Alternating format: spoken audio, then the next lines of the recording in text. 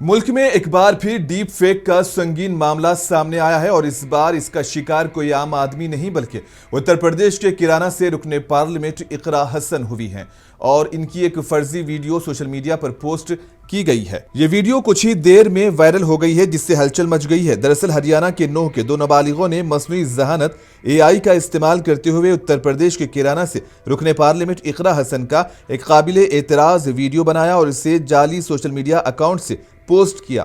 Viral video रुकने assembly इकरा हसन तक पहुंची तो उन्होंने इसकी तहकीकात करवाई।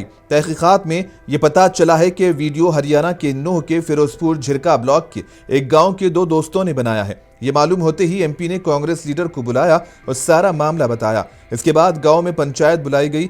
दोनों नौजवानों और उनके वालिदैन को बुलाया गया। नौजवानों को मारा पीटा गया तो उन्होंने कान पकड़कर माफी मांग ली।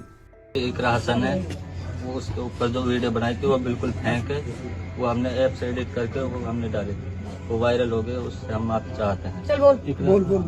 इकरा हसन बहन के लिए हम वीडियो के लिए माफी मांगते हैं।